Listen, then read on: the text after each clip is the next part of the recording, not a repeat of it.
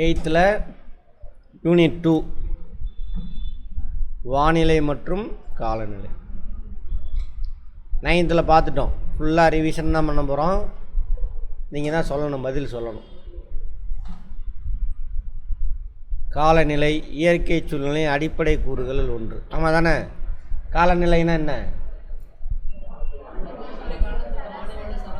சராசரி 30-35 ஆண்டு சராசரி.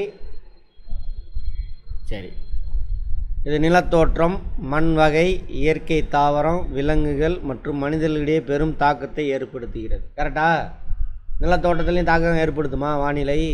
ஆமாம், மண் அரிப்பு. நிறையா மழை பெஞ்சிச்சுன்னா ஈஸியாக மண் அரிக்கும். அதெல்லாம் மண் வகை. அங்கே என்ன மண் வகை? மழை பெய்யாத இடத்துல என்ன இருக்கும்? செம்மண்ணாக இருக்கும். மழை நிறைய பெய்கிற இடத்துல, மரங்கள் இருக்கிற இடத்துல என்ன இருக்கும்? அங்கே லேட்ரைட் சாயிலோ. சரியா? தாவரம் அதிகமாக இருந்துச்சுனாக்கா, மழை நிறைய பெஞ்சுன்னா தாவரம் அதிகமாக இருக்கும். பீட் சாயிலோ எல்லாம் இருக்கும். இயற்கை தாவரம். அங்கே என்ன வகையான தாவரம் இருக்கணும் டிசைட் பண்ணுறது யார்? காலநிலை தான். அப்புறம் விலங்குகள், என்ன வகையான விலங்கு இருக்கணும்? காலநிலை தான் டிசைட் பண்ணும். புல்வெளி இருந்துச்சுன்னா வேகமாக ஓடக்கூடிய விலங்கு அங்கே இருக்கும். அடர்ந்த காடுகள் இருந்துச்சுன்னா மரத்தில் வாழக்கூடிய விலங்குகள், ஊர்வன, இதெல்லாம் நிறையா இருக்கும். அந்த மாதிரி மனிதர்கள், நம்மளும் நம்ம சாப்பாடுலேருந்து ட்ரெஸ்ஸிலேருந்து நீ என்ன தொழில் செய்யணுங்கிற வரைக்கும் டிசைட் பண்ணுறவர் யார்? காலநிலை தான். சரியா? பாலைவனத்தில் இருக்கிறவன் என்ன தொழில் ஈடுபடுவான்? வழிப்பறி அப்படின்னு சங்ககால இலக்கியம் சொல்லுது. ஏன்னா அவன்கிட்ட வருமல்ல, அந்த வழியாக பிரயாணம் செஞ்சு கிராஸ் ஆகி போகிறவன்ட்ட வழிப்பறி செய்வான். தண்ணி வசதி இருக்கக்கூடிய இடத்துல என்ன செய்வான்? என்னது? மருத நிலம் விவசாயம் செய்வான். 2000 வருஷத்துக்கு முன்னாடியே நம்மால் டிஃபைன் பண்ணி வச்சுருக்கான் தமிழை. திராவிடன்னு சொல்லலாம் தமிழங்கிறது பொதுவாக. திராவிடனா எல்லா மொழியும் அடங்கிடும். இந்தியாவில் இருந்த எல்லா மொழியும் அந்த மாதிரி. அதான் சொல்கிறேன். தமிழ்நாட்டில் உள்ள தருமபுரி மாவட்டத்தின் ஒரு சிறிய கிராமத்தில் ஏதாவது கதை சொல்கிறானுங்க. யுக்தாமா, அவள் எப்போதும் பருத்தியாலான உடையை அணிகிறாள். அவளுடைய அம்மா கோடை காலத்திற்கு ஏற்ற உணவு கஞ்சி, நீர்மோர், எலுமிச்சை சாறு, தர்பூசணி வழங்குகின்றனர். அப்போ எதை வச்சு தான் சாப்பிட்ணும்?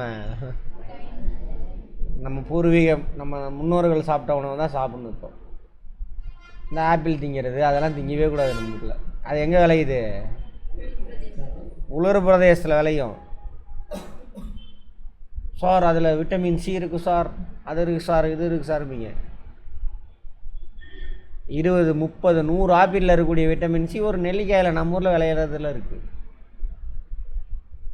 சரியா? ஆமாம், அந்த மாதிரி. அவன் ஊரில் உள்ளதெல்லாம் கொண்டு வந்து இங்கே விற்கிறதுக்கு. அதுமாரி ட்ரெஸ்ஸு முதற்கொண்டு காட்டன் தான் நம்ம யூஸ் பண்ணணும். அதுவும் லூஸாக இருக்கணும். டைட்டாக போட்டு கட்டிகிட்டு வரக்கூடாது. நேற்று கூட ஒரு ரிப்போர்ட்டு டிவியில், லெகின்ஸ் தொடர்ந்து பயன்படுத்துகிறதுனால அது ஆனால் என்ன ஆகுதாம்மா, ஒரு வைரஸ் உருவாகுது அப்படின்றாங்க.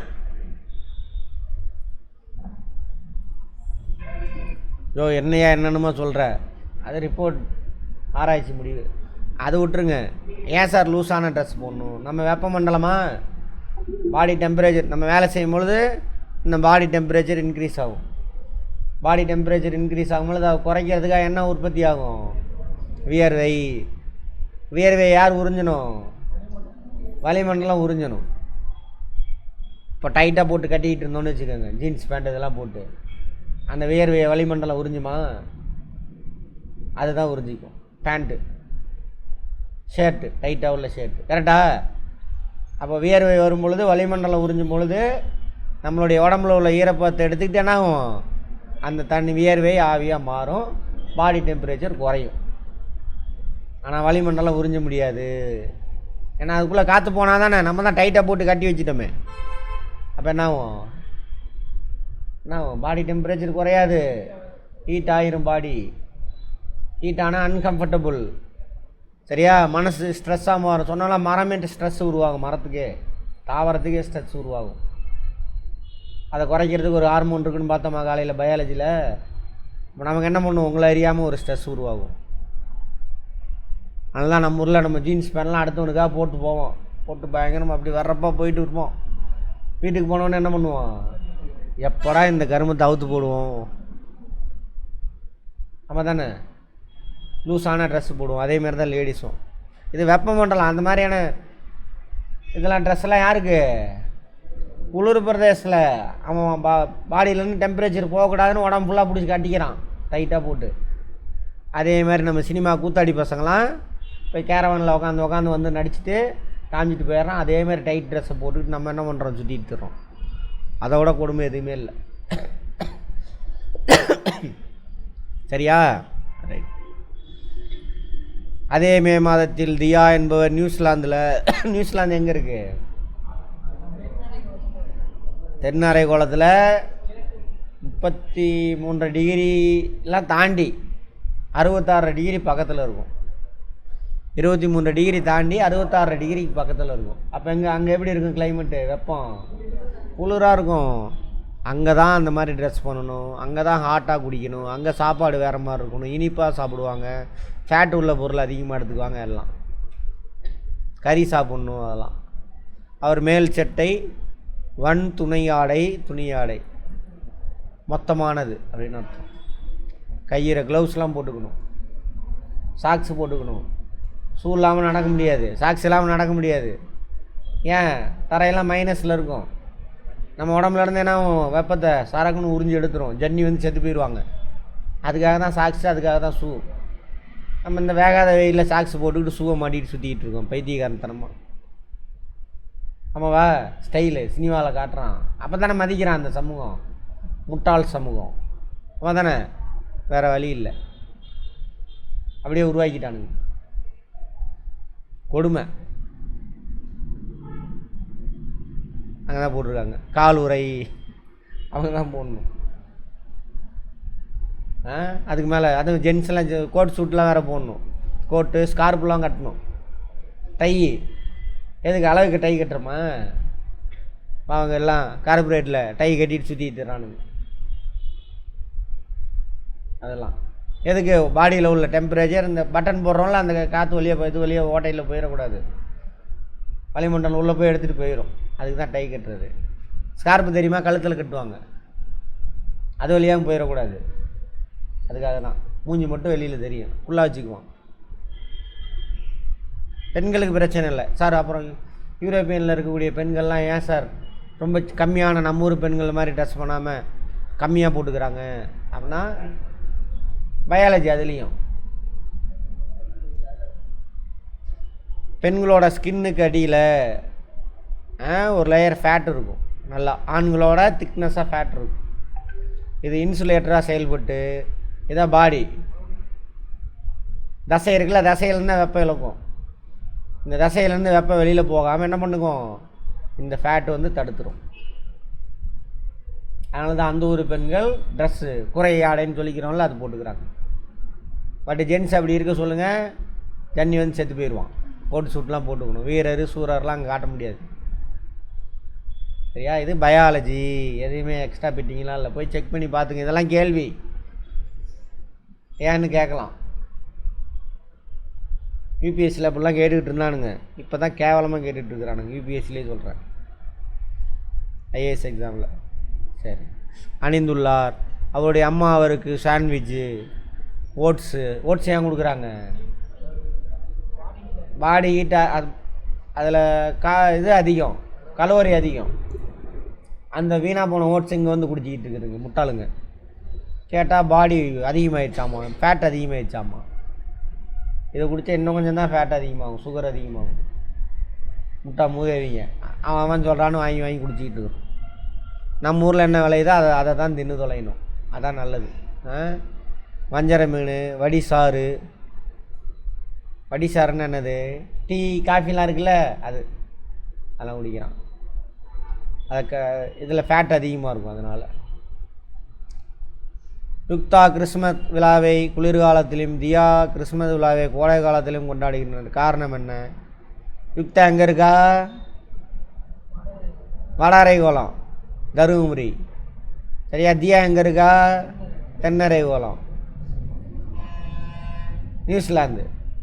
வட அரைக்கோளத்தில் வின்டராக இருக்கும் பொழுது, குளிராக இருக்கும் பொழுது தென்னரைக்கோளத்தில் என்னவா இருக்கும்? வெப்பமாக இருக்கும். இப்போ அங்கே என்ன காலம்? வெப்பம். அங்கே சம்மரா? ஆமாம். உடனே நான் சொன்னாக்கா அப்படியே தலையாட்டுறது. இங்கே நம்ம ஊரில் வெப்பங்காலங்க. அப்போ அங்கே என்னவா இருக்கும்? வின்டர், குளிர்காலம். இப்போ அண்டார்டிகாவில் சூரியனே என்னவாது? மறையவே மறையாது. ஆமாம் தானே? ஆமாம். அண்டார்டிகா எங்கே இருக்குது? தென்னரைக்கோளத்தில். உதிக்காது சூரியன். உதிக்கும். ஆர்டிக் சர்க்கிளில் தான் என்ன ஆகும்? அதெல்லாம் கேள்வி. இந்த கேள்வி நான் சொன்னல, ஐஏஎஸில் கேட்ட கேள்வி இது. சரியா? சரி, அடுத்தது. வெவ்வேறு வகையான அரைக்கோளத்தில் வெவ்வேறு வகையான வாழ்க்கை முறையை மேற்கொள்கின்றனர். சூரிய குடும்பத்தில் எல்லா கோள்களுக்கும் வளிமண்டலம் உள்ளதா?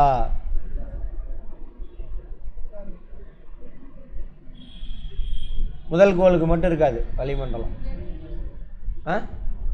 மற்ற எல்லா கோளுக்கும் வளிமண்டலம் இருக்கு. முதல் கோள் எது? சூரியன் பக்கத்தில் இருக்கிறவங்க புதன். வீனஸ்க்கு இருக்கு, வெப்பமான கோள். பார்த்தோமா? ஏன்? மீத்தேன் கேஸ் அதிகம் அதோட வளிமண்டலத்தில். நமக்கு இருக்கு. வெளிக்கோள் மொத்தம் எத்தனை? 4. யார்? அவங்களுக்கு இன்னொரு பேர் என்னது? வாயுக்கோள்கள், ஜோவியன் பிளானட்ஸ் அப்படின்னு பார்த்தோம். நமக்கு இருக்கா? ரைட். அதெல்லாம் வானிலையும் காலநிலையும் மனிதனுடைய செயல்பாடுகள். கடற்கரை ஓரத்தில் இருக்க என்ன தொழிலில் ஈடுபடுவான்? மீன் பிடித்தல். அதை டிசைட் பண்ணுறது யார்? வானிலையும் காலநிலையும் ரெண்டையும் சேர்த்து சொல்லுங்கள். உணவு வகைகள், ஆடை முறைகள் சொன்னோம் இல்லையா? ஒரு வார்த்தையில் சொல்லிட்டு போயிட்டான், டீட்டெயில்டாக சொல்ல மாட்டேங்கிறான். அதனால தான் பாருங்கள், யூரோப்பியன்ஸ்லாம் இங்கே நம்ம ஊருக்கு வரான்ல, அக்டோபர் நவம்பரில் வருவானுங்க. சுற்றுப்பயணம் வரான்ல யூரோப்பியன்ஸ், வெள்ளைக்காரனுங்க. அந்த பக்கம் தஞ்சாவூர், கும்பகோணம்லாம் போய் பாருங்கள், நிறைய பேர் சுற்றிக்கிட்டு இருப்பான். எவனாவது ஷூ பேண்ட்டு டக்கின் பண்ணிவிட்டு டை கட்டிட்டு, சரியா, க்ளவுஸ்லாம் போட்டுட்டு சுற்றிக்கிட்டு இருக்கிறானான்னு போய் பாருங்கள். ட்ரௌசர் போட்டிருப்பான், ஒரு ஸ்லிப்பர் போட்டிருப்பான். ஷூ போட்டிருந்தாலும் அது சாக்ஸ் போட மாட்டான். ஏன்? அவன் தானே கண்டுபிடிச்சான் பேண்ட்டு இதெல்லாம். இங்கே வந்து போட்டுட்டு சுற்றுறானா? என்னங்க கிளைமேட் அப்படி, வெதர் அப்படி. வெதருக்கு தகுந்த மாதிரி தான் சாப்பிட்ணும், வெதருக்கு தகுந்த மாதிரி தான் ட்ரெஸ் போடணும். இந்த அங்கே நான் சொல்லலை, புக்லேயே இருக்குது. நம்ம கூப்பிட்ட தனமாக ட்ரெஸ் பண்ணிக்கிட்டு இருக்கோம் சினிமாவை பார்த்துட்டு. சரியா? ரைட். அடுத்தது வெள்ளை கலர் ட்ரெஸ் தான் உடுத்தணும் நம்ம ஊரில். டார்க் கலர் உடுத்தக்கூடாது, வேறு வழி இல்லை. நானும் டார்க் கலர் பேண்ட்டு தான் போட்டு வரேன், அப்போ தானே எடுப்பாக இருக்குது. அப்போ தானே லைட் கலர் ஷர்ட்டாவது லைட் கலரில் போடலாம் அப்படின்னு போட்டுக்கிறேன். ஏன்? ஃபிசிக்ஸில் பார்ப்போம். அதுவும் கருப்பு கலர் போடவே கூடாது. சூரிய ஒளியோட கோணம் நம்ம ஊரில் எப்படி இருக்கும்? எப்பயுமே அதிகமாக இருக்கும். அப்போ அதிகமான ஹீட் இருக்கும். பிளாக் கலர் என்ன பண்ணோம்? எல்லா லைட்டையும் அப்சர்வ் பண்ணிடும். லைட்டுக்குள்ளே என்ன இருக்குது? அப்சர்வ் பண்ணால் என்ன ஆயிரும்? லைட்லாம் ஹீட்டாக மாறிடும்.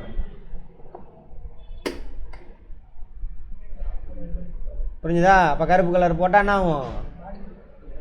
ஹீட் அதிகமாக அப்சர்வ் ஆகும். போட்டு பாருங்கள், சீக்கிரமாக டயர்டாயிருவீங்க. புரிஞ்சுதா? அதுக்கு தான் சொல்லுவாங்க. அவங்களுக்கு தெரியலை, அதான் பார்த்துருப்போம். இயற்கையில் ஒரு விஷயம் நடக்குது, அவங்களுக்கு பதில் தெரிஞ்சுது அப்படின்னா அதுக்கு பேர் வச்சு எதுவும் பண்ணிடுறாங்க. பதில் தெரியல, அது கெட்ட விஷயமாக நடந்துருச்சுனாக்கா பேயின்றுவான், அல்லது நம்ம கடவுளுக்கு ஆகாதும்மா. கெட்ட விஷயமா இருந்தால். கரெக்டாக நல்ல விஷயம்னாக்கா கடவுள் கொடுத்தாருன்றான். அப்போ நான் சொன்னால் கேட்க மாட்டீங்க. அதனால் என்ன சொல்கிறது? எல்லா வீட்லேயும் சொல்லுவாங்க, குலதெய்வத்துக்கு ஆகாதரி கருப்பு ட்ரெஸ் போடாத அப்படிம்பாங்க. பாட்டி அம்மா லைட்டாக மாறிடுங்க, ஏன்னா சயின்ஸ்லேருந்து வெளியில் வந்துருச்சு அது 2 கட்டம். நம்ம டோட்டலாக வெளியில் வந்துட்டோம். எதாக இருந்தாலும் சினிமாவில் ஹீரோயின் ஹீரோ விளம்பரம் காஸ்ட்லியாக எதாவது நடிக்கிறானா அது மாதிரி நம்ம தானே டிவியில் நியூஸ் வாசிக்கிறது எல்லாம் பாருங்கள், எல்லாம் டைட் ஜீன்ஸு டைட்டா மேலே போடுற டாப்பா டாப் எல்லாம் போட்டுட்டு தான் வாசிக்கிதுங்க. இவனுங்க ஆம்பளைங்க கோட் சூட்டு போட்டு தான் வேகாத வெயில் மடப்பயிலுங்க. கோட் சூட்டு எப்படி தெரியுமா? பேண்ட்டு இன்னர் வேறு போட்டு, அதுக்கு மேலே பேண்ட்டு சட்டையெல்லாம் போட்டு, அதுக்கு மேலே ஒரு கோட்டு போட்டு, அதுக்கு மேலே ஒரு டையை கட்டி, நம்ம நீதிபதியெல்லாம் போய் பாருங்கள், அப்படியே அப்பா பாவம். அதுக்கு மேலே ஒரு அங்கி போட்டுக்குவாங்க. இங்கிலாந்து குளிர் பிரதேசம், அங்கே போட்டுட்டு சுற்றுனானுங்க. அதுக்கு தான் கருப்பு கலர் ட்ரெஸ். அங்கே குளிர் பிரதேசம், வெயில் வராது.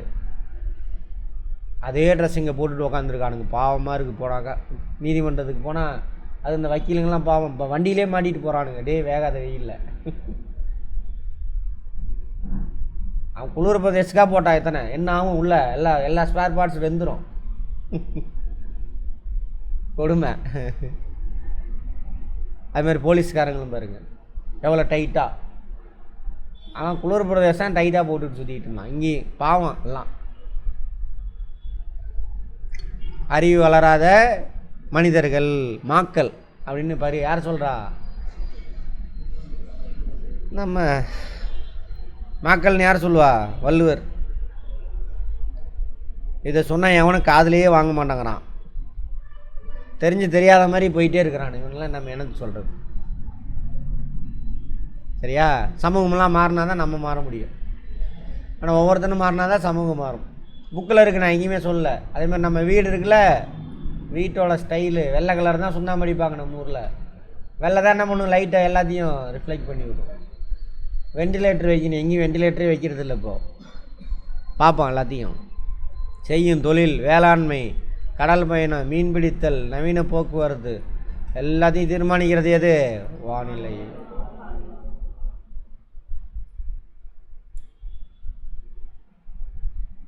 பார்ப்போம். இன்னும் ஃபிசிக்ஸ் கெமிஸ்ட்ரிலாம் அதை பற்றிலாம் பார்ப்போம். வானிலை காலநிலை கூறுகள்லாம் முக்கியமானவங்க யாருன்னா ஃபிசிக்ஸு கெமிஸ்ட்ரி, இவங்க 2 பேர் தான். எனவே ஒவ்வொருவரும் வானிலை மற்றும் காலநிலை பற்றிய அறிவை பெற்றிருக்க வேண்டும். அதெல்லாம் முடியாது, நாங்கள் பெற்றிருக்க மாட்டோம். மனப்பாடம் பண்ணுவோம், வாந்தி எடுப்போம், போயிட்டே இருப்போம். That is Indians, bloody Indians அப்படிமா. ஆமாம், உண்மை அதுதான். யார் சொல்லுவா பிளடி இண்டியன்ஸ்னு? மணிவண்ணனா? மணிவண்ணன் தான் சொல்லுவான் படத்தில், பிளடி இண்டியன்ஸ் அப்படின்னு. அந்த மாதிரி தயார் பண்ணிட்டானுங்க. அப்போ தானே 1.5% உங்களெல்லாம் வச்சுக்கிட்டு அடிமையாக வச்சுக்கிட்டு வாழ முடியும். அடிமையாக நோவாமல் நான் மட்டும் சாப்பிட்டுட்டு அபிஷ்டு அப்படின்னு சொல்லிட்டு இருக்கலாம். இப்போ கார்பரேட்டுக்காரன் பண்ணுறான், அவ்வளோதான். அடுத்தது இப்பாடப்பகுதியில் வானிலை காலநிலையின் உட்கூறுகள் பற்றி படிப்போம். அங்கேயே பார்த்துட்டோம் எல்லாமே. மனித வாழ்க்கை முறையில் தாக்கத்தை ஏற்படுது எல்லாத்தையும் பார்ப்போம்.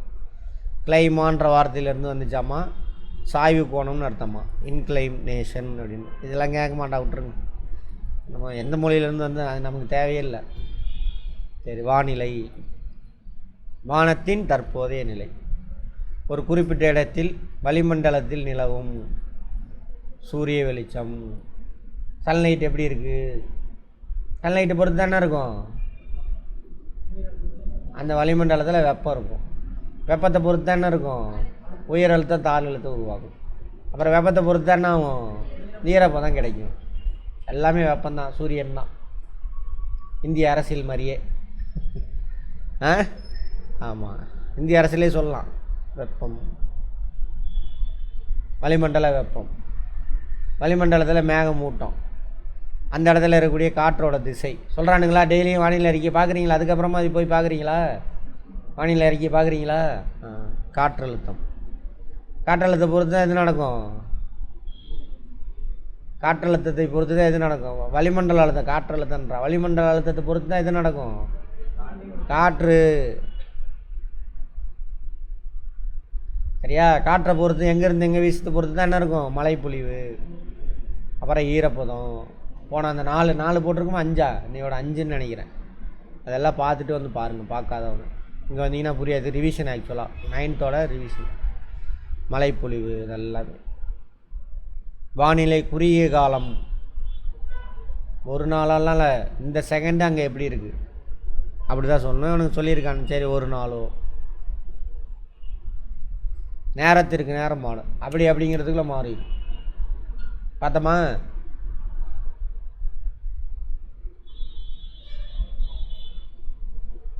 காலையில் வானிலை தெளிவுடன் வானத்துடன் வெப்பமாகவும், மாலை நேரத்தில் மேகமூட்டத்துடன்.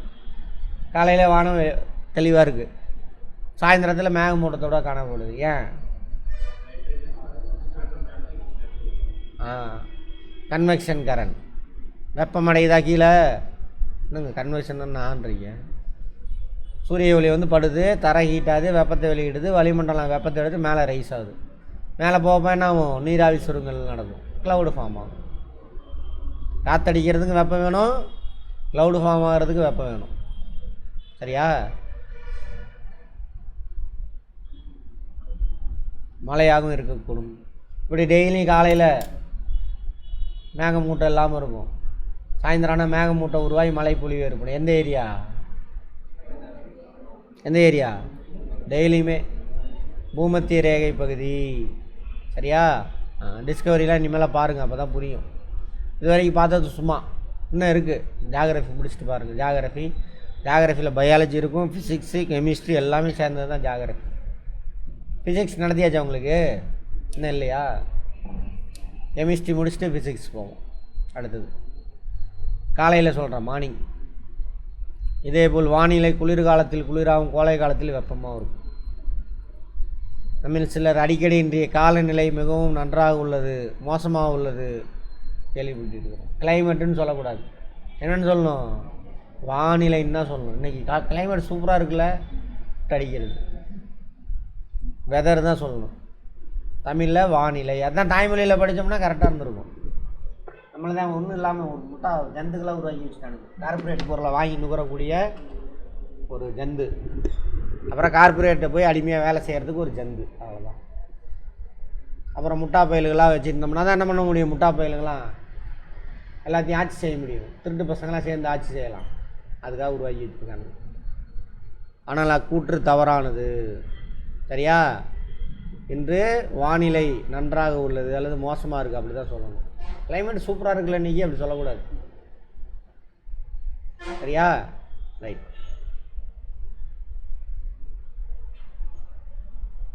வானிலை அறிக்கை டெய்லி சொல்கிறாங்களா? எதுக்கு சொல்கிறாங்க? நாளைக்கு எப்படி இருக்கும்னு சொல்லுவானுங்க. அதுக்கு தகுந்த மாதிரி நீ என்ன பண்ணணும்? உன்னோட ட்ரெஸ்ஸு, உன்னோட பிளானு, டூர் போகிற பிளானு அல்லது வேலைக்கு போகிற பிளான் எல்லாத்தையும் தயார் பண்ணிக்கணும். மழை வர மாதிரி இருக்குன்னா என்ன பண்ணணும்? குடை எடுத்துக்கணும். வெயில் அதிகமாக இருக்குன்னா தண்ணி பாட்டில் எடுத்துக்கணும். எல்லாம் பண்ணணும். நம்ம தான் தண்ணி பாட்டில் எடுக்கிறது இல்லையே, நம்ம தானே தண்ணி பாட்டிலே தொடுறதில்லை. புரியாது. ஆனால் காலநிலை அறிக்கை என்று கூறுவதில்லை. வானிலை அறிக்கை என்ன சொல்லணும்? மோசமான வானிலைக்காரமாக ஒத்தி வைப்பு, வெதர், பேட் வெதர் கண்டிஷன் அப்படி தானே சொல்லுவான். Due to bad weather today match is cancel அப்படி தானே சொல்கிறான். கிளைமேட்டுன்னு சொல்கிறானா? கேன்சல்டு. போஸ்ட்போன்லாம் சொல்ல மாட்டான், கேன்சல்டு. போஸ்ட்போன்னா திரும்ப நடக்கலாம், கேன்சல்னா அதோட முடிஞ்சு போச்சு. அடுத்தது காலநிலை, கிளைமேட்.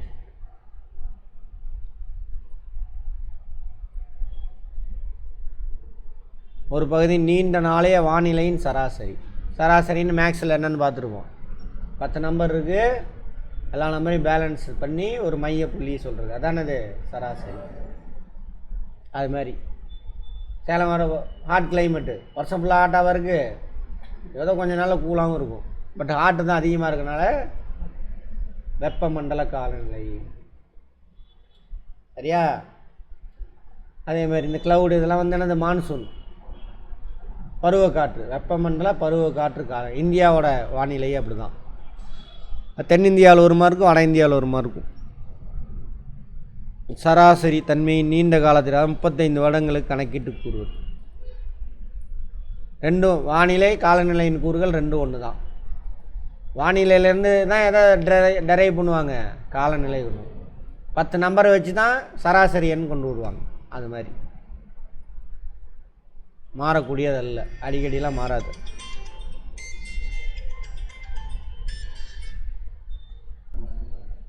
சரியா? வானிலையை கட்டுப்படுத்தும் காரணியம். வானிலை தான் காலநிலை. அதனால் ஏதாவது ஒன்று. சூரிய கதிர்கள் படும் கோணம். ஆமாவா? சூரிய ஒளியோட கோணம் அந்த இடத்துல அதிகமாக இருந்ததுனாக்கா வெப்பம் எப்படி இருக்கும்? கோணம் குறைய குறைய சூரிய ஒளி படும் நேரம். ஆமாவா? அதிக நேரம் இருந்துச்சுன்னா வெப்பம் அதிகமாக, அடுப்பு அதிக நேரம் எரியுதுன்னு அர்த்தம். வின்டரில் எப்படி இருக்கும்? குளிர்காலத்தில் படக்கூடிய காலம் கம்மியாக இருக்கும். சம்மரில் 12 மணி நேரம் இருக்காது, 12 மணி நேரத்துக்கு மேலே வரைக்கும் இருக்கும். காலைல சீக்கிரம் 5-5:30 சூரிய ஒளி வந்துடும்.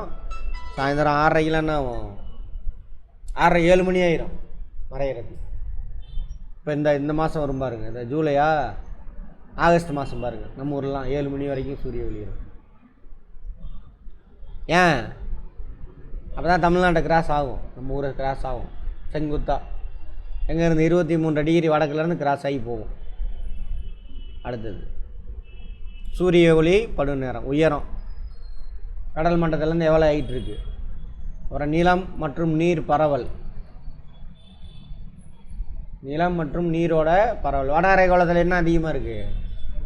நிலம் தான் அதிகமாக இருக்குது. அப்போது தென் அரைக்கோளத்தோட வட அரைக்கோளத்தில் தான் வெப்பம் அதிகமாக இருக்குது. அமைவிடம் கடல்லேருந்து பக்கமாக, கடல்லேருந்து தூரமாக. கடலுக்கு பக்கத்தில் இருந்தால் என்ன கிளைமேட்டு? ஈக்குவபிள், மாடரேட், ஈக்குவபிள், பேலன்ஸ் ஆகிக்கும். ரொம்ப ஹாட்டாக இருக்காது, ரொம்ப குளிராக இருக்காது, சமநிலை காலநிலையா? ஆமாம். கடல்லேருந்து தூரமாக இருந்தால் கடற்கரையிலேருந்து காண்டினென்டல் கிளைமேட், வெப்ப காலத்தில் அதிக வெப்பமும் குளிர் காலத்தில் அதிகமான குளிரும். நமக்கு இருக்கா? ரைட். மலைத்தொடர்களின் திசை அமைவு. அப்போ தானே காற்று வீசுது, அதுக்கு செங்குத்தாக இருந்ததுன்னா மழைன்னா என்ன ஆகுங்க? மழை பொழிவு இருக்கும். அதே காற்று வீசுறதுக்கு பேரலாக இருந்தால் மழை பொழிவு இருக்காது, பாலைவனம். இந்தியாவில் எந்த ஏரியா? ராஜஸ்தான். என்ன மலை தொடருங்க? ஆரவல்லி. ஏன்? தென்மேற்கு பருவ காற்றுக்கு பேரலா இணையாக உள்ளது, அதான் காரணம். அதே கேரளா, மகாராஷ்டிரா, அங்கெல்லாம் அதிக மழை பொழிவுக்கு யார் காரணம்? மேற்கு தொடர்ச்சி மலை இப்படி இருக்குது. தமிழ்நாடு எங்கே இருக்குது? தமிழ்நாட்டில் அந்தளவுக்கு மழை பெய்யுதா? இல்லை. என்ன காரணம்? மலை மறைவு பிரதேசம். மரத்தை வெட்டிட்டான், அதை வெட்டிட்டான், அதெல்லாம் சும்மா கூமுட்டைங்க, முட்டா பையன் 4 பைத்தியக்காரன்ட்ட சொல்கிற கதை அது. அதை இப்படி சொல்லலாம், ஃப்ராடு பையன் 4 முட்டா பையல்கிட்ட சொல்கிற கதை அது. அதான் கதை. ஃப்ராடு பசங்க அவனுங்களாம். சரியா? சரி. அடுத்தது காற்று மற்றும் கடல் நீரோட்டம். கடல் நீரோட்டம் பார்த்தோம்ல, பார்ப்போம், திரும்ப பார்ப்போம். இவங்கெல்லாம் முக்கியமான காரணி. வானிலையியல் என்பது வானிலையின் அறிவியல் பிரிவாகும். சரி, வளியியலா? வளியியல்.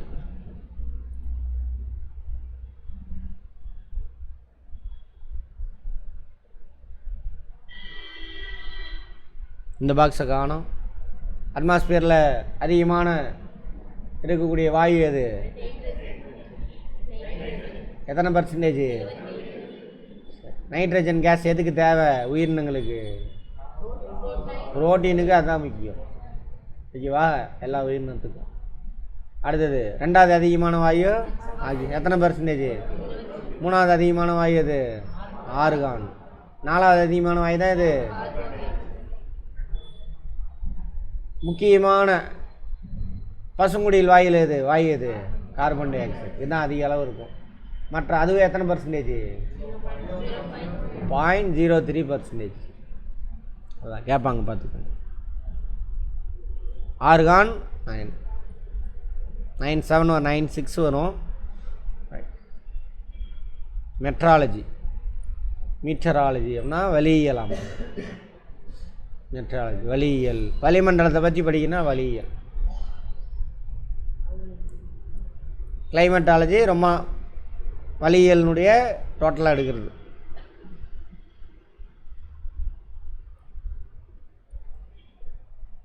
புவியோட வடிவம் என்ன? கோல், கோலம். அந்த மாதிரி உருண்டை கிடையாது. சரியா? பால் தான் உருண்டை வடிவம், கோல வடிவம். இங்கிலீஷில் ஜியாய. பூமியோட வடிவம் பூமி வடிவம் தான், எதுக்கும் இல்லை. ஏன்? சத்தமா அங்கங்கே மேடு பள்ளமாக இருக்குதா? பல டைம் சொல்லிட்டேன், ரிவிஷன் ப்ராப்பராக பண்ண மாட்டேங்கிறீங்க. இங்கே தான் உங்களுக்கு நீங்கள் சர்க்கிளே டேக்டை வந்து நீங்கள் பிடிச்சிக்கிறீங்க. உருண்டை அப்படின்னா பால் வந்து எக்ஸாம்பிள். பாலோட மையத்திலேருந்து அதோட வெளிப்புறம் இருக்கு இல்லையா, எங்கே எடுத்தாலும் டிஸ்டன்ஸ் ஒரே அளவு தான் இருக்கும். அதான் உருண்டை. டிஸ்டன்ஸ் தான் என்னது? ஆரம். பூமி அப்படி கிடையாது. ஈக்குவேட்டரில் அதிகமாக இருக்கும், அங்கேருந்து போக போனா குறைஞ்சிட்டே போகும். இருக்கிறதுலே துருவ பகுதியில் வந்து ஆரத்தோட லென்த்து கம்மியாக இருக்கும். சரியா? உருண்டை ஸ்பியர் இங்கிலீஷில். அப்படின்னா என்ன அர்த்தம்? ஆரத்தோட அளவு ஒரே மாதிரி இருக்கும். இங்கேருந்து எந்த பாயிண்ட்டுக்கு எடுத்தாலும் ஆரத்தோட அளவு. ஆனால் பூமி அப்படி கிடையாது, கோள வடிவமானது. ஆதலால் புவியின் மேற்பரப்பில் சூரிய கதிர்கள் ஒரே சீராக விழுவதில்லை. நம்மவா இங்கே வந்துட்டு அதிகமாக இருக்கும் ஆங்கிள், அங்கே போக போக குறையும். அதே மாதிரி இன்னொன்று, புவியின் துருவ பகுதியில் சூரிய கதிர்கள் சாய்வாக பிரின. அதிகபட்சமாக எவ்வளோ ஆங்கிளில் கிடைக்குதுன்னு பார்த்தோம்? 26 டிகிரி என்னமோ சம்திங் தான். 26 டிகிரி ஆங்கிளில் தான் கிடைக்கும்.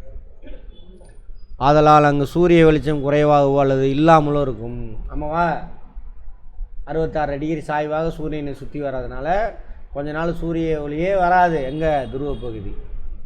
எது துருவ பகுதி? ரிவிஷன் பண்ணியிருந்தீங்கன்னா கரெக்டாக இருக்கும். இதெல்லாம் வராதுன்னு நினச்சிங்கன்னா மண்டையில் ஏறவே ஏறாது. இது சாதாரண விஷயம். நம்ம வீடு பூமி, அதை பற்றி புரிஞ்சுக்கிறோம். சரியா? இதெல்லாம் கேள்வி கேட்க மாட்டாங்க. ஐயோ நிறையா இருக்குது அப்படின்னா மண்டையில் ஏறாது. பாருங்க. சரியா? துருவ பகுதி இதுக்கு மேலே முன்னாடியே பார்த்துருப்போம். அதேமாதிரி இது கீழே. சூரிய ஒளியோட கோணம் குறிப்பிட்ட நாள் வராது. அப்படியே வந்தாலும் எப்படி இருக்கும்? அதிகபட்சம் 23 டிகிரி சம்திங், 26 என்னமோ தான் வந்துச்சுன்னு நினைக்கிறேன். அது அந்த எக்ஸாக்டாக தெரிய வேண்டாம். அதனால் எப்படி இருக்கும்? எப்பயுமே வெப்பம் கம்மியாக இருக்கும் அதுக்குள்ளே. இதான் ஒரிஜினல். அது சும்மா 2D, இது 3D.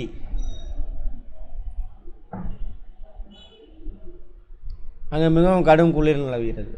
பூமத்திய ரேகையை சுற்றியுள்ள பகுதிகளில் சூரிய கதிர்கள் செங்குத்தாக விழுவதால் அங்கு காலநிலையாக மிகவும் வெப்பமுடையதாகவும் குளிர்காலமே இல்லாததாகவும் இருக்கும். எங்கே? பூமத்திய ரேகை ஒட்டி. சார் இங்கே இருக்கா? இங்கே குளிர்காலமே கிடையாது. அங்கே நம்ம ஊர்லேயே அது கொஞ்சம் கொஞ்சம் குளிர்காலம் இருக்குது. நம்ம அங்கே இருக்கோம். அந்தமான் நிக்கோபார்லாம் இங்கே தான் இருக்கும். அந்த கிளைமேட் தான் வரும். இது அமேசான் காடு. அங்கே எப்படி இருக்கும்? டெய்லியுமே மழை பெய்யும். வெப்பநிலை ஏற்படும் மாற்றங்களே நீரோட்டத்திற்கும் காற்றோட்டத்திற்கும் காரணமாக உள்ளது. காற்றோட்டம் பார்த்தோம்ல, வளிமண்டல நகர்வு.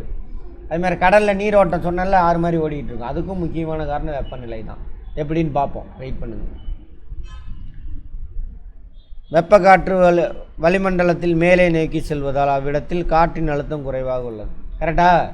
அது பார்த்துட்டு வந்ததுனால தான் அதெல்லாம் தெரியும். தர ஹீட் ஆகுது, வெப்ப வெளியெடுத்து தர அதை எடுத்துகிட்டு வளிமண்டலம் ஹீட் ஆகுது. ஸோ மேலே ரைஸ் ஆகுது. அதனால் குளிர் காற்று புவிக்கு அருகில் தங்கி விடுகிறது.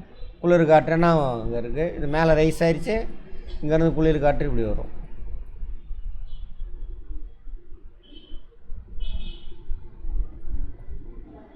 எதுக்கு இதை இங்கே சொல்லிட்டு இங்கே கொண்டு வரானுங்க?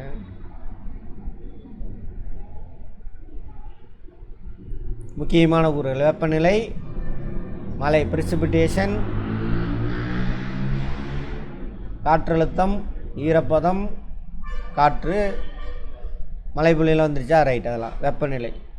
ஒரு இடத்துல வளிமண்டலத்தில் வெப்பநிலை, வளிமண்டல வெப்பநிலையை தான் சொல்லணும். வளிமண்டல வெப்பநிலை. Atmospheric temperature. புவியும் அதன் வளிமண்டலமும் சூரியனின் வெப்ப கதிர்வீச்சால் வெப்பமடைகிறது. பட் வளிமண்டலம் எதில் வெப்பமடையுது? சூரிய கதிர்வீச்சு வந்து பட்டு பூமி ஹீட் ஆகி புவி கதிர்வீச்சு மூலிமா தான் வளிமண்டல வெப்பமடையும். கேள்வி இதெல்லாம். வெப்பநிலை என்பது காற்றில் உள்ள வெப்பத்தின் அளவை குறிப்பது. காற்று இல்லை, வளிமண்டலம். வளிமண்டலத்தை தான் காற்றுன்றாங்க. அதனால் அட்மாஸ்பியரிக் டெம்பரேச்சர். காற்றில் வெப்பமானது சூரிய கதிர்வீசினால் மட்டுமின்றி வளிமண்டல நிறையும் சிறிதளவு சார்ந்துள்ளது. வெப்பமானது புவியை வந்தடையும் கதிர்வீச்சின் காலத்தை பொறுத்தும் புவி வெப்ப கதிர்வீச்சலில் அளவை பொறுத்தும் வெப்பம் இடத்திற்கு தான் வரும். சூரிய ஒளி வந்து படுது, புவி கதிர்வீச்சு அதை பொறுத்தானே அது வளிமண்டலம் இடத்துக்கு இடம், வளிமண்டலத்தோட வெப்பநிலை மாறுது. புவியின் இயக்கங்கள், தற்சுழற்சி, சூரியனை வலம் வருதல், புவி அச்சின் சாய்வுத்தன்மை ஆகிய எல்லாம் சேர்ந்து இது வரைக்கும் பார்த்தது. அந்த ஏரியாவில் எவ்வளோ ஆங்கிளில் படுது, அதே மாதிரி கர்வேச்சர் அதிகமாக இருக்கிற இடத்துல ஆங்கிள் கம்மியாக இருக்கும். அதெல்லாம் நிறைய விஷயம் சொல்கிறாங்க. தற்சுழற்சி தன்னை தானே சுற்றுறதுனால தானே அது பகல் இரவு வந்து போகுது. பகலாக இருக்கும் பொழுது அந்த இடத்துக்கு வெப்பம் கிடைக்கும், இரவாக இருக்கும் பொழுது வெப்பம் கிடைக்காது. பெற்ற வெப்பத்தை என்ன பண்ணும், இழக்கும். அதில் தான் சொல்கிறாங்க. வெப்பநிலை, ஈரப்பதத்தின் அளவு, ஆவியாதல், திரவமாதல், மழைப்பொழிவு, இந்த வெப்பநிலை தான் இது எல்லாத்துலேயும் ஏற்படுத்துகிறாங்க. வெப்பநிலை அதிகமாக இருந்தால் என்ன ஆகும், ஆவியாதல் அதிகமாக நடக்கும். ஆவியாதல் அதிகமாக நடந்தால் ஈரப்பதம் அதிகமாக இருக்கும். ஈரப்பதம் அதிகமாக இருந்தால் நிறையா ஹியூமிடிட்டி கிடைக்கும். ஹியூமிடிட்டி அதிகமாக இருந்துச்சுன்னா என்ன ஆகும், மழைப்பொழிவுக்கு வாய்ப்பு ஏற்படும். இதெல்லாம் சரியா தீர்மானிக்கிறாங்க. இப்போ வெப்பநிலை தான் காரணம். சூரிய கதிர்வீச்சிலிருந்து பெறப்பட்ட வெப்ப ஆற்றல் 3 வழியில் புவியை வந்தடைகிறது. புவி பெறுகிறது, புவி வந்தடைகிறதெல்லாம் சொல்ல முடியாது. வெப்ப கதிர்வீச்சு, வெப்ப கடத்தல், வெப்பச்சலனம் முன்னாடியே பார்த்துட்டோம், நடத்தினது தான்.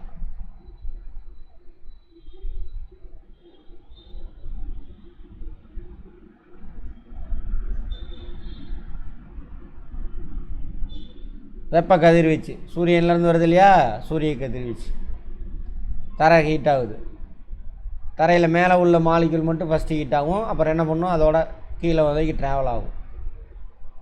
அதுக்கு பேர் வெப்ப கடத்தல்.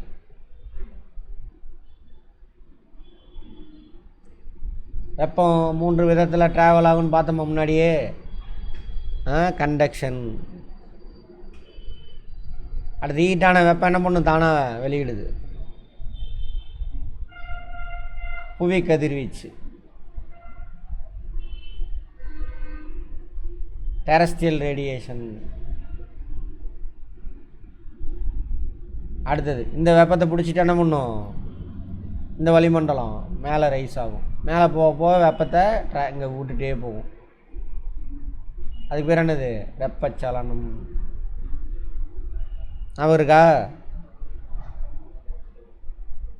கன்வெக்ஷனா, கன்வெக்ஷன். இப்படி 3 மெத்தடில் பூமி வந்து வெப்பம் அடையுது. எதிலிருந்து, சூரிய கதிர்வீச்சிலேருந்து. அதான் கேட்பாங்க. வெப்ப கதிர்வீச்சு, வெப்ப கடத்தல், சாலியில் வெப்பச்சலனம். புவியின் வளிமண்டலம் சூரிய கதிர்வீசலை விட புவி கதிர்வீசலாக தான் அதிகம் வெப்பமடையும். சரியா? கேட்பாங்க. தரை வந்து ஹீட் ஆகி தரை வெப்பத்தை வெளியிடுது. அதான் வந்து என்னது, புவி கதிர்வீச்சு, டெரஸ்ட்ரியல் ரேடியேஷன். வெப்பநிலை செங்குத்தாகவும் கிடைமட்டமாகவும் இடத்துக்கு இடம் வேறுபடும். செங்குத்தான்னு அர்த்தம், அப்போ தரையிலேருந்து மேலே போக போக டெம்பரேச்சர் என்ன ஆகும், குறையும். அதான் செங்குத்தா. கிடைமட்டம், இப்போ சேலத்தில் க்ளவுடு இருக்கா, ஸோ டெம்பரேச்சர் கம்மியாக இருக்கும். தருமபுரியில் க்ளவுடு இல்லைன்னு வச்சுக்கோங்க, வெப்பம் அதிகமாக இருக்கும். அதான் நார்மல் லேப்ஸ் ரேட் பார்த்தோமா, வெப்ப இழப்பு விகிதம் வளிமண்டலத்தில் கடல் மட்டத்திலேருந்து ஒவ்வொரு கிலோமீட்டர் மேலே போக போக எவ்வளோ வெப்பம் கம்மியாகும், 6.5 டிகிரி செல்சியஸ். என்ன சார் 1 கிலோமீட்டர், நீங்கள் இங்கே என்னமோ 1000 போட்டிருக்கு, என்னது 1000 மீட்டர். கிலோனா எவ்வளவு, 1000. Normal labs rate. அதேமாரி தரையிலேருந்து உள்ளே போக போக எவ்வளோ வெப்பம் அதிகமாகும்? 32 மீட்டருக்கு 1 டிகிரி செல்சியஸ் வெப்பம் கெயின் ஆகும், அதிகமாகிட்டே போகும். புவியோட மையத்தில் பார்த்திங்கன்னா 6000 டிகிரி செல்சியஸ் வெப்பம் வரும். எல்லாமே கேள்வி கதை மாதிரி கேட்டுட்டு வந்து புக்கே தொட தேவையில்லை, கதை மாதிரி கேட்குறவங்களுக்கு. நீ கொஸ்டின் ஆன்சர் மனப்பாடம் பண்ணுற மைண்ட் செட்டில் இருந்தீங்கன்னா நீங்கள் படிச்சுக்கிட்டே இருக்க வேண்டியது அவங்க. சரி, அடுத்தது வெப்ப பரவலை தீர்மானிக்கும் காரணம். வெப்ப பரவல் அதான் எங்கே வெப்பம் அதிகமாக இருக்கும், எங்கே வெப்பம் கம்மியாக இருக்கும் நமக்கு தெரியும். லேட்டிடியூடை வச்சு வெப்ப பரவல் சொல்லலாமா? எங்கே பூமியில் இருக்கலே வெப்பம் அதிகமாக இருக்கும்?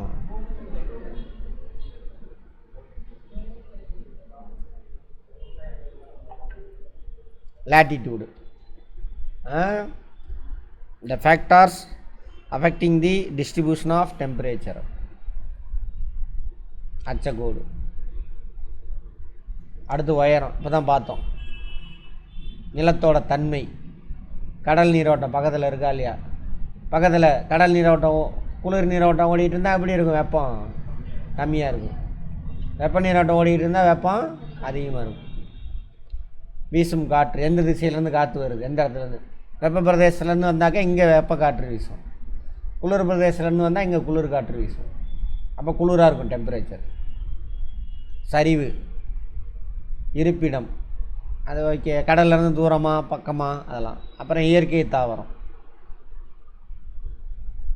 மண், இதெல்லாம் வெப்ப பரவலை பாதிக்கும் காரணிகள். அதில் ஒன்றும் டீட்டெயில்டாக வேண்டாம், அதனால் நான் சொல்லலை.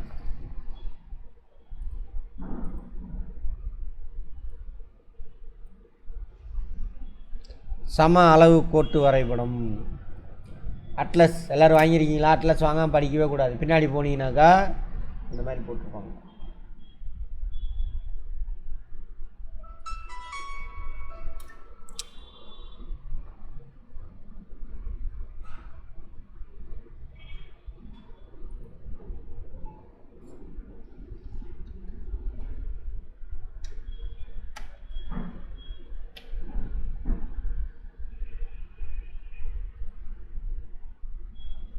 பார்த்துருக்கீங்களா?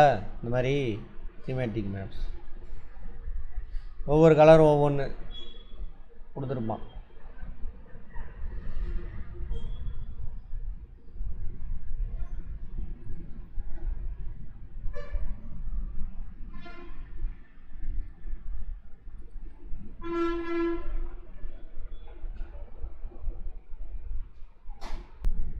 என்ன திசை? திசை கட்ட மேப்னா திசை கட்டாயம் இருக்கணும் இந்த மேப்பில். சரி, இப்போ பின்னாடி பார்த்தீங்கன்னா கடைசியில் இந்த மாதிரிலாம் இருக்கும். டிசைனாக போட்டு படம் பார்த்துட்டு படித்து உள்ளே வச்சுக்கோம். ஒரு 5-6 தடவை பார்த்துட்டோம், அதோட அட்லஸ் தொடவே மாட்டோம். ஆமாம் தானே ஸ்கூலில்? ஏன்னா இதெல்லாம் புரியலை நமக்கு, அதுதான். சரி,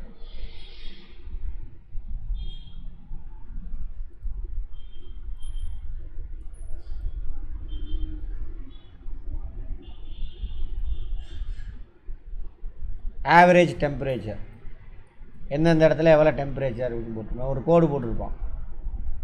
அப்போ இந்த இடத்துல 20ன்னு போட்டிருக்கு பாருங்க. அப்போ இந்த ஏரியா ஃபுல்லாக மாதம் போட்டிருப்பாங்க. ஜூன் மாதம் அல்லது ஏதோ ஒரு மாதம், ஜூன் மாதம் சும்மா புரியறதுக்காக சொல்கிறேன். 20 டிகிரி செல்சியஸ்னு வச்சுக்கோங்க. இதான் தீமேட்டிக் மேப். அந்த ஏரியா ஃபுல்லாக 20 டிகிரி செல்சியஸ் தான் இருக்கும் ஜூன் மாதம். இந்த கோடு இருக்குல்ல, இந்த கோட்டுக்கு பேர் தான் என்ன சார் அப்படின்னா ஐசோதேர்ம். ஐசோனா ஒரே மாதிரி. அந்த ஒரு கோடு இருக்குல்ல, சம வெப்ப கோடு அப்படின்னு சொல்லுவாங்க. ஐசோக்ரைம், சராசரி சம வெப்ப கோடு இன்னொரு பேர். சராசரி ஆவரேஜ் ஐசோதேர்ம். கதிரவன் இருக்காங்க. சரி, ஐசோக்ரைம்னா அர்த்தம் சராசரி சம வெப்ப கோடு. ஐசோஹெல் அப்படின்னாக்கா சம சூரிய வெளிச்ச கோடு. அதே மாதிரி படம் போட்டிருப்பாங்க. வருஷத்தில் அந்த குறிப்பிட்ட மாதம் இந்த ஏரியா ஃபுல்லாக ஒரு குறிப்பிட்ட அளவு வெப்பம் இருக்கும். அடுத்தது ஐசோலோ பார், சம காற்றழுத்த மாறுபாட்டு கோடு. ஐசோலோ பார் இல்லை ஃபேக்டில் கேட்பாங்க. அடுத்து ஐசோபார் சம காற்றழுத்த கோடு இதேமாரி போட்டு 1015 மில்லிபார் எம்பி. மில்லிபார்னு எதோட அலகுன்னு பார்த்தோம், வளிமண்டல அழுத்தத்தின் அலகு. ஐசோ ஹைட்ஸ் சம மலையளவு கோட்பாடு அந்த மாதிரி சரி கோடு அந்த மாதிரி மேப்பு போட்டு அந்த கோடு போட்டிருப்பாங்க. அந்த கோடு போட்டிருக்க இடம் ஃபுல்லாக என்ன அர்த்தம், அவ்வளோ மழை பொழிவு அல்லது வெப்பம் இருக்குது அப்படின்னு சொல்லிட்டு பின்னாடி அட்லஸ் பின்னாடி இருக்கும், போய் பாருங்க. வெப்பநிலையை அளவிடுதல், வளிமண்டலத்தில் சேலத்தில் எவ்வளோ வெப்பநிலை இருக்குது அப்படின்னு அளவிடுறதுக்கான கருவிக்கு பேர் என்ன சார் ஒன்றா தெர்மோமீட்டர். ஒவ்வொரு கலெக்டரேட்லேயும் இருக்கும் சரியா. வளிமண்டல வெப்பநிலை அளவிடக்கூடிய கருவி. வெப்பநிலைக்கான எஸ்ஐ அலகு என்ன, கெல்வின். ஆனால் நம்ம கெல்வினை பயன்படுத்துறது இல்லை. டிகிரி செல்சியஸு டிகிரி ஃபாரன்ஹீட் தான் யூஸ் பண்ணுறோம். இதில் டிகிரி செல்சியஸ் ஃபிசிக்ஸ் முடித்தவங்க சொல்லுங்கள், டிகிரி செல்சியஸ் பெரிய யூனிட்டா ஃபாரன்ஹீட் பெரிய யூனிட்டா? செல்சியஸ் தான் பெரிய யூனிட். சேலத்தில் வெப்பநிலை 100 டிகிரியை தாண்டியதுமா அப்படின்னா அது ஃபாரன்ஹீட்டில் சொல்லியிருக்கான்னு அர்த்தம். 100 டிகிரி செல்சியஸாக இருந்ததுன்னா நம்ம உடம்புல என்ன ஆயிரும், தந்தூரி சிக்கன் ஆயிரும் நம்ம உடம்போட இதெல்லாம் சரியா. நீரோட வெப்பநிலை 100 டிகிரி செல்சியஸ் இருக்குல்ல கொதிநிலை, அதையுமே நிறைய தவறாக புரிஞ்சு வச்சுருக்கோம், அதெல்லாம் பார்ப்போம் தெரிஞ்சுக்கலாம். Celsius ஃபாரன்ஹீட்டு kelvin. கெல்வின்னா என்னது எஸ்ஐ அலகு. ஆனால் அவன் டிவியில் சொல்கிறதெல்லாம் டிகிரி செல்சியஸாக இருக்கும் அல்லது டிகிரி ஃபாரன்ஹீட்டாக இருக்கும். வானியல் ஆய்வாளர்கள் வெப்பநிலை அளக்க வெப்பமானி அங்கே யாராவது இருக்காங்களா? ஸ்டீவன்சன் திரை வெப்பமானி மற்றும் குறைந்தபட்ச அதிகபட்ச வெப்பமானி மூலம் கணக்கிடுகிறார்கள். குறைந்தபட்ச அதிகபட்ச வெப்பமானி இதெல்லாம் எத்தனை வெப்பமானி இருக்குது. தெர்மோமீட்டர் இது ஸ்டீவன்சன் ஸ்க்ரீன் தெர்மோமீட்டர் இங்கிலீஷில். அப்புறம் லீஸ்ட் டெம்பரேச்சர் ஹையஸ்ட் டெம்பரேச்சர் 24 ஹவர்ஸில் குறைஞ்சபட்ச வெப்பநிலை எவ்வளவு அதிகபட்ச வெப்பநிலை எவ்வளவு அப்படின்னு ரெக்கார்ட் பண்ணுவாங்க, பார்த்துருப்போம். வளிமண்டலத்தில் குறைஞ்சபட்ச வெப்பநிலை ஒரு நாள் எப்போ பதிவாகும், விடிய காலையில் அன்றைக்கி அதானே ஆரம்பம். ஹையஸ்ட் டெம்பரேச்சர் எப்போ ரெக்கார்ட் ஆகும், சாயந்தரம் 4 மணி அந்த மாதிரி. அதெல்லாம் லைஃப்பில் அப்ளை பண்ணுங்கள் தயவு செஞ்சு. இதெல்லாம் சூரிய கதிர்களிலிருந்து புவி பெறுகின்ற வெப்ப ஆற்றலானது வெளியேறுகின்ற புவி கதிர்வீச்சால் இழக்கப்படுகிறது. சரி முன்னாடியே சொன்னது தான். இப்போ வளிமண்டலம் இருக்குது, இப்போ இதுதான் பாத்திரம், அடுப்பு ஆனில் இருக்குது, தண்ணி வச்சுருக்கோம், அடுப்பு எரிகிற வரைக்கும் இது என்ன ஆகும், வெப்பத்தை பெற்றுகிட்டே இருக்கும். அடுப்பு ஆஃப் பண்ணிட்டீங்க சரியா. ஆஃப் பண்ணதுக்கப்புறம் அடுப்பு ஆனில் இருக்கும் பொழுது இது ஹீட் ஆகும், இது அடைஞ்ச வெப்பமே நான் வெளியே போய்கிட்டே இருக்கும். அடுப்பு ஆஃப் பண்ணு, அப்போ ஹீட்டு கிடைக்கிது வெளியில் போகுது, இது மைனஸ் இது ப்ளஸ்ஸு சரியா. அதே அடுப்பு ஆஃப் பண்ணியாச்சு, கிடைக்கிறதெல்லாம் என்ன ஆயிரும், நின்றும். ஒன்லி என்ன ஆகும், அந்த பாத்திரத்தில் தண்ணி வெப்பத்தை இழந்துக்கிட்டே இருக்கும், கூலிங் ஆகிட்டே இருக்குமா. கூலிங் ஆகிறதுனா என்ன அர்த்தம்னு பார்த்தோம், வெப்பத்தை இழக்குதுன்னு அர்த்தம். அதே தான் வளிமண்டலத்துலேயும் நடக்கும் சரியா. வளிமண்டலம் சிம்பிளாக யோசிங்க, அவ்வளோதான். சூரியன்லேருந்து வருது ஒளி, தரையில் படுது, தரை வெப்பத்தை வெளியிடுது, வெப்பத்தை என்ன பண்ணுது எடுத்துக்கிட்டு வளிமண்டலம் வெப்பமடையுது. யார் அந்த வளிமண்டலத்தில் அந்த வெப்பத்தை பிடிச்சி வச்சுக்கிறவங்க யார், பசுங்குடில் வாயுக்கள், க்ரீன் ஹவுஸ் கேஸ். அப்படி தான் 4-5 தடவை கேட்டிங்கன்னா அந்த வார்த்தை நமக்கு வந்துடும்.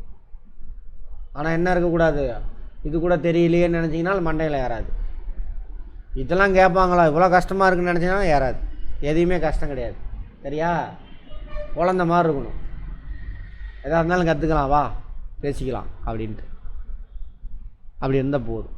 நான் புக் எடுத்து படிக்கிறேன் அப்படின்னாலும் புக்கு படித்தா தான் மண்டையில் ஏறும், அது மனப்பாடம் தான் பண்ணுவேன்.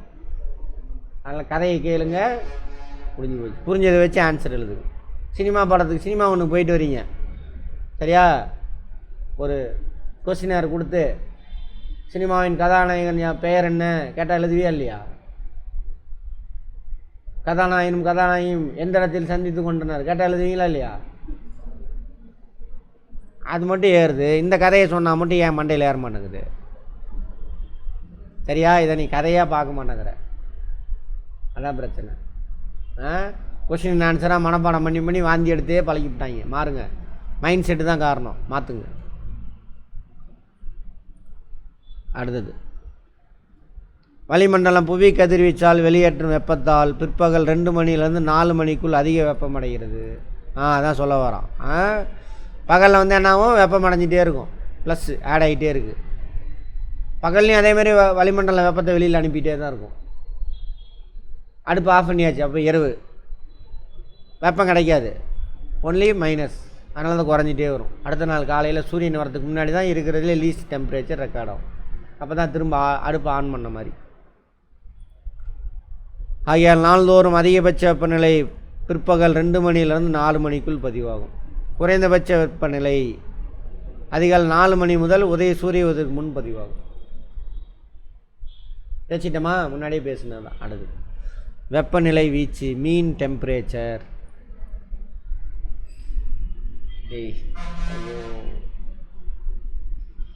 மீன் டெம்பரேச்சர்னாக்கா தப்பு, வீச்சு வேறு மீன் வேறு.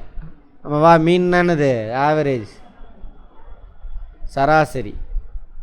ஒடுமைப்படுத்தி வச்சுட்டு இருக்கிறாங்க. வீச்சு அப்படின்னா ரேஞ்சு. ரேஞ்சுனா என்ன அர்த்தம்? 24 மணி நேரத்தில் ரெக்கார்ட் ஆகக்கூடிய அதிகபட்ச வெப்பநிலைக்கும் குறைந்தபட்ச வெப்பநிலைக்கும் இடையே உள்ள வேறுபாடு கண்டுபிடிக்கணும். என்ன பண்ணணும்? ப்ளஸ் பண்ணுவீங்களா, மைனஸ் பண்ணுவீங்களா? ப்ளஸ் பண்ணுவீங்களா? இதுதான் வீச்சு, ரேஞ்சு. சரியா? மீன் என்ன அர்த்தம்? அன்றைக்கி ரெக்கார்டான எல்லா டெம்பரேச்சர் 1 மணி நேரத்துக்கு ஒரு தடவை ரெக்கார்டானலாம் கூட்டி 24 டிவைட் பண்ணினா மீன் கிடைக்க போகுது. சரியா? அதாவது சராசரி கிடைக்க போகுது. ஒரு இடத்தில் 24 மணி நேரத்துக்கு அதிகபட்சம் மற்றும் குறைந்தபட்ச வெப்பநிலை இடையான வீச்சு கிடையாது. அதுக்கு வந்து மீன், சராசரி வெப்பநிலை இடையில சராசரியே வெப்பநிலை வீச்சு கிடையாது. சராசரி வெப்பநிலை. இங்கிலீஷை பார்த்துக்குவோம், நல்லா கோபம் வரும்.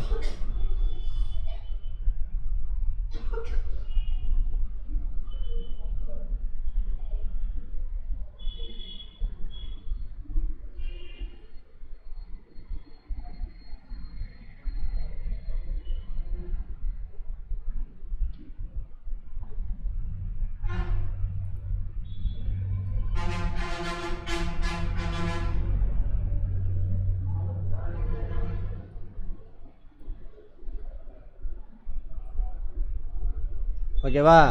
மீன் தானே போட்டிருக்கு.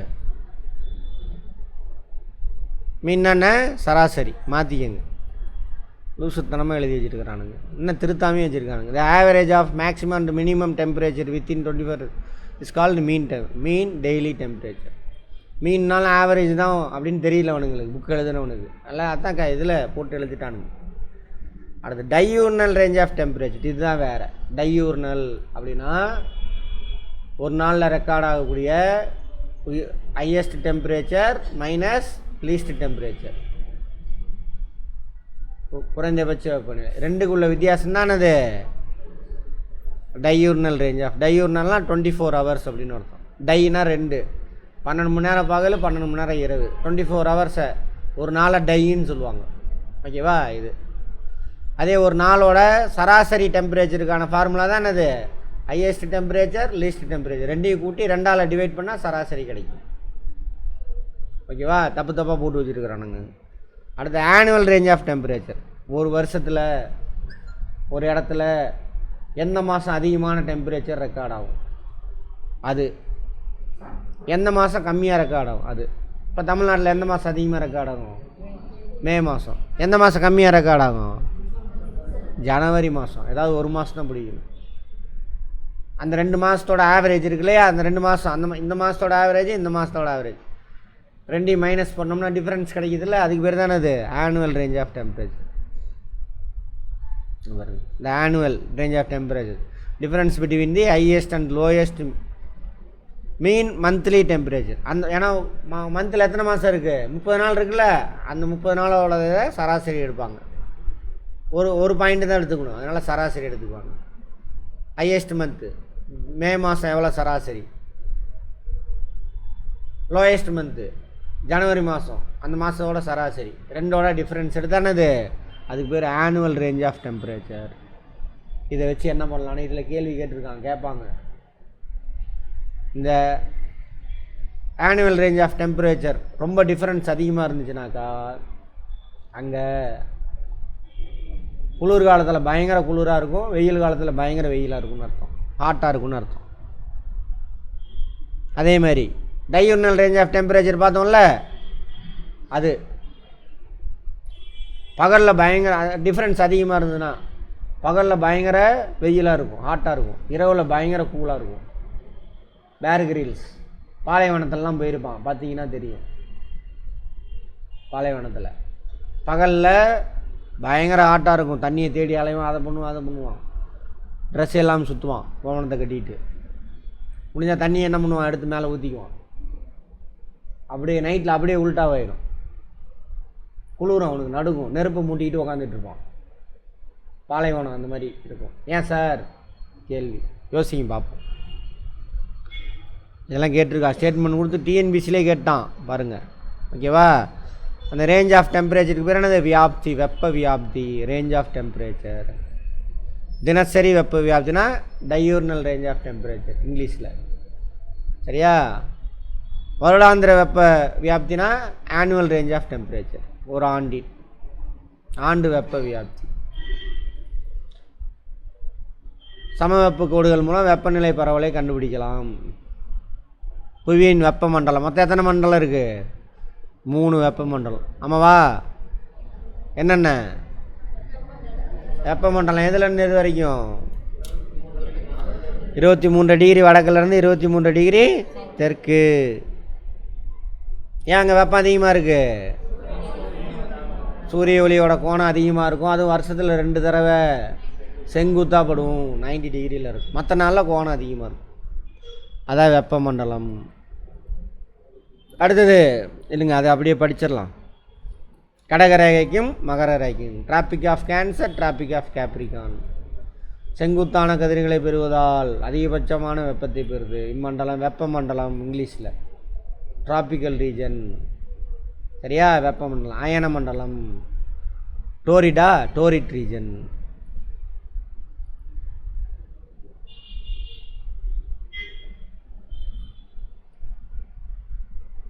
ஹீட் ஜோன், டோரிட் ரீஜன் அல்லது டிராபிக்கல் ரீஜன்.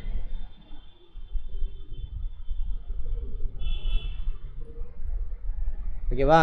அடுத்தது என்னது, மிதவெப்ப மண்டலம். எதுலேருந்து எது வரைக்கும், வட அரைகோளம் தென் அரைகோளத்தில் ரெண்டுலேயுமே 23லேருந்து 66 டிகிரி.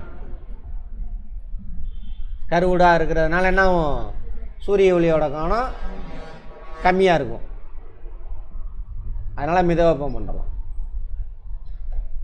கடக ரேகையிலேருந்து ஆர்டிக் சர்க்கிள் வரைக்கும், மகர ரேகையிலேருந்து அண்டார்டிக் சர்க்கிள் வரைக்கும் வெப்பம் மிதமாக இருக்கும். ஸோ மிதவெப்ப மண்டலம் இங்கிலீஷில் டெம்பரேட் ரீஜன்.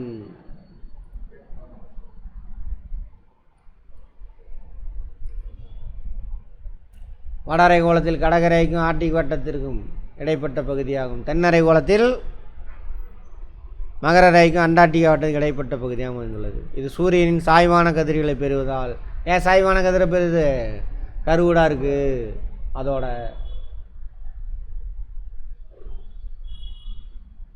துருவத்தை நோக்கி சூரிய கதிரின் கோணம் படுகோணம் துருவத்தை நோக்கி செல்ல செல்ல குறைகிறது. துருவ பகுதினா எது, இங்கேருந்து அப்படியே போக குறையுது. இது துருவ பகுதி 66 டிகிரிக்கு கீழே, அங்கே 66 டிகிரிக்கு மேலே. ஏன், கருவுடாக இருக்கிறதுனால. மிதவெப்ப மண்டலம் டெம்பரேட் ரீஜன், குளிர் மண்டலம் அல்லது உறைபடி மண்டலம். கோல்டு ரீஜன் அல்லது ஃப்ரிட்ஜு அப்படின்னு வச்சுக்கோங்க, அது டோரிட். அது எது, வெப்பமண்டலம் ஃப்ரிட்ஜிட். உறைபனி மண்டலம் ஆர்டிக் வட்டத்திற்கும் வடதுருவ பகுதிக்கு இடையேயும். ஆர்டிக் வட்டமா, ரைட், ஓகே, சரியாக தான் போச்சு. ஆர்டிக் வட்டம் வட துருவம் மையப்புள்ளி. கரெக்டா? பாப்பா எர்த்து.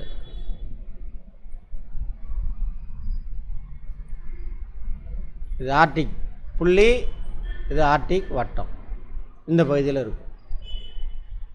இருக்கிறதுல கோணம் எப்படி இருக்கும்? கம்மியாக இருக்கும். அதே மாதிரி அதே அண்டார்டிக் வட்டத்திற்கும் தென் துருவ பகுதி சொல்லக்கூடாது, தென் துருவத்துக்கு இடையே அப்படி தான் சொல்லணும். பகுதினா வேறு, பகுதினாக்கா புரியுதா? இது முழுவதையுமே குறிக்கும். இதுக்குள்ளே இருக்கிற எல்லா பகுதியும் தானே இது வட துருவ பகுதி. சரி, இது இல்லை. 66 டிகிரி எங்கே பாருங்க, இருங்க பாரு. இந்த இது சாரி, இது 66 டிகிரி வடக்கு. அதுலேருந்து துருவம் புள்ளி 90 டிகிரி வடக்கு. இந்த 66 டிகிரி வடக்குக்கு உள்ளே இருக்கு இல்லையா, அதுதானே இது துருவ பகுதி, வட துருவ பகுதி. அதேமாதிரி தென் துருவ பகுதி 66 டிகிரி தெற்குக்குள்ளே. பகுதினா இதை குறிக்கும், தென் துருவனா இந்த புள்ளியை குறிக்கும். நல்லா புரிஞ்சுக்கங்க. ஓகேவா? மனப்பாடம் பண்ணாதீங்க, எந்த வார்த்தையும் மனப்பாடம் பண்ணாதீங்க. இங்கே ஆண்டு முழுவதும் குறைந்த வெப்பத்தை பெறுவதால் இப்பிரதேசம் பனியால் சூழப்பட்டுள்ளது. துருவ மண்டலம் என அழைக்கப்படுகிறது. அதிக வெப்பநிலை, குறைந்தபட்ச. இதுவரை புவியில் பதிவான அதிகபட்ச வெப்பநிலை ஃபேக்டில் கேட்பான். 56.7 டிகிரி கலிஃபோர்னியாவில் உள்ள கிரீன்லாந்து மலைத்தொடர் மரண பள்ளத்தாக்கு அங்கே பதிவாயிருக்கு. குறைந்தபட்ச வெப்பநிலை 89.2 டிகிரி செல்சியஸ் அண்டார்டிகாவில் 1983. நமக்கு தெரிஞ்சு நம்ம மனுஷன் வந்து ரெக்கார்ட் பண்ணதில்லை.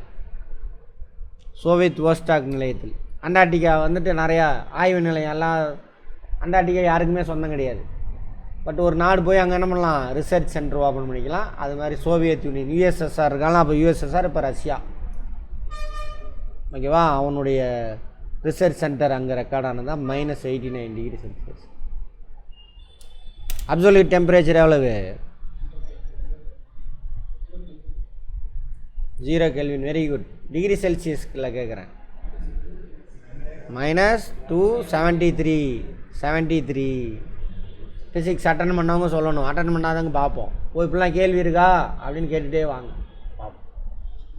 இதோட இருக்கட்டும், நாளைக்கு பார்ப்போம்.